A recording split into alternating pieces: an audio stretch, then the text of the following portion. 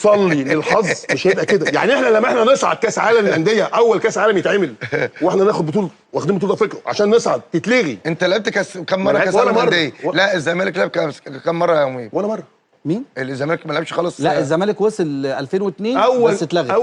اول ما اتعمل لما خدنا كانونيا ويندي اتلغت كده بسبب اسبانيا اتلغى، فاهمني؟ انت بقى النهارده انا مش عارف اقول ايه يعني. يعني بص والله ده حاجه غريبه يعني لو انتوا بتصلوا يا ابني في فين مش هيبقى كده والله العظيم. وبعدين ايه؟ شوف مين كان بيحارب عشان ياخد البطوله، ولو كان خد البطوله واجهه مشرفه لمصر يا بشير تقريبا. ايه يا حبيبي؟ النادي الاهلي واجهه مشرفه لمصر. لا واجهه مشرفه للنادي والله مشرفه للنادي. لا لمصر. طب انت ليه مش فرحان ان النادي المصري هيشارك في البطوله ويمثل مصر؟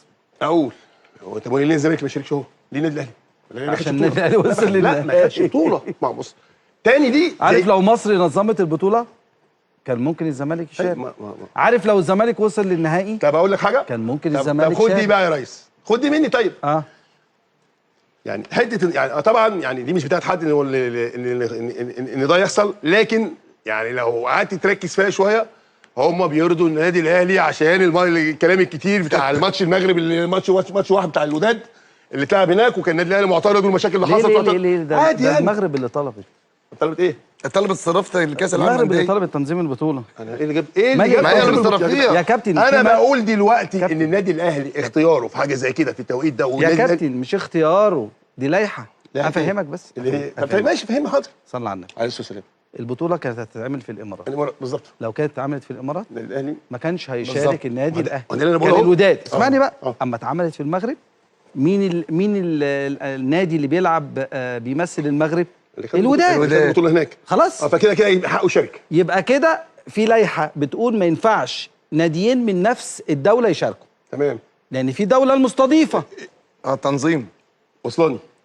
يعني بقول لك هنا على فكره لازم نوجه الشكر النهارده للمهندس هاني ابو ريده. اشمعنى؟ لان احنا كنا ممكن نفاجئ ان في ناديين من المغرب هم اللي بيشاركوا. لو هم عايزين خلي بالك. طب ما بص بقى انت طب معاك كويس اللي يجيب النادي المصري. والله العظيم ما قلت حاجه اقسم بالله، بس شفت لفت وجت عندي انا برضه اهو. ان انا بقول لك ايه، ان هو برضه النادي الاهلي يعني كان له شويه حاجات يعني المفروض يعني بيصالحوه من الاخر يعني عشان هم جم عليه. يا كابتن يصالحوا ايه؟ دي ماده في القانون مش اللائحه يا مهيب. في ماده في اللائحه ان الوصيف هو اللي يشارك. وصلت اهو. ما ابوها نبي.